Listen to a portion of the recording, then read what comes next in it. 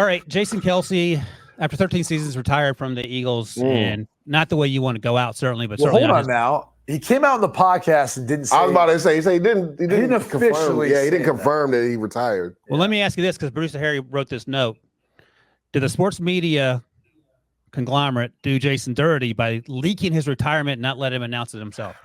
I'll go first, and I'll let you go, Brady. To me, I get it, right? As insiders, you have a job to do, right? And I think everybody, Brady, wants to be the first. Like there's this big bravado of being the first to leak this or leak that.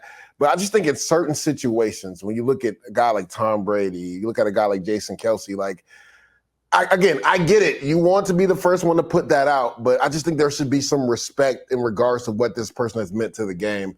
And they should have the respect to be able to come out and say whether they're going to keep playing or retire. So, like, again, I know we're in a day and age of social media. I know we're in a day and age of social media where guys, want to just put the news out first. But I think in certain instances, like with Brady and Jason Kelce, they should have been the ones to put that news out there.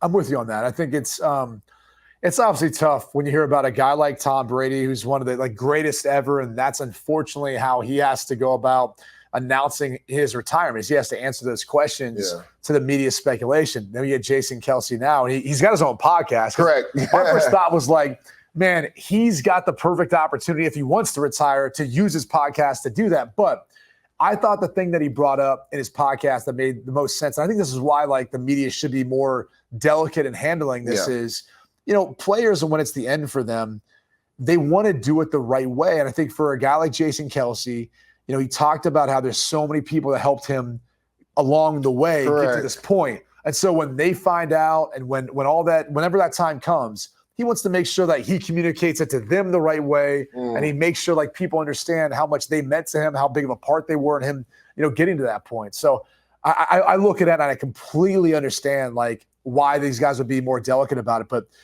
that's the reality of the media now. Everyone wants to be first right now. And to your point, he brought up, like you said, everybody he wanted to thank that played a part in to the great career he had. And the biggest issue for me, Brady, is we always had a saying, right? Keep certain things in the locker room. How did that get outside the locker room? That's my biggest issue. And if you're Jason Kelce, I'm supposed to be able to trust everybody in our inner circle here.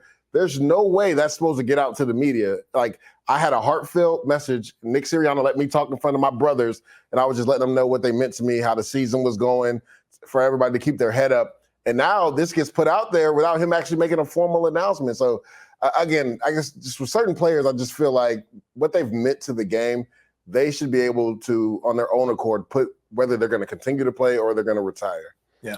I'll say this. He's one of the smartest guys in the NFL, doing what he does and the way he does it. He's one of the most athletic players in the NFL. Very few times you see centers. He's undersized by offensive line standards, but his ability to get in space is insane when you watch, especially going on year 13 or whatever it is. Right. I'll ask you guys, Ryan, did you hear though, what he says every time they do the tush push?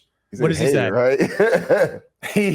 I'm not going to say exactly what he says, but he says F my life when he does that.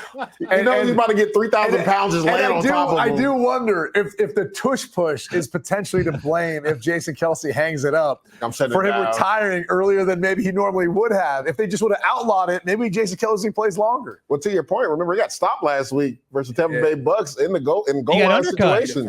Yeah. For the first time, it felt like he had undercut. I don't think it was Vita Vea. I'm not sure who got lower than him. No, it was Gaines, Greg Gaines. Yeah, it was Greg Gaines. It felt like the first time all season he didn't win low man, and maybe that was the FML part of the rest of that sentence.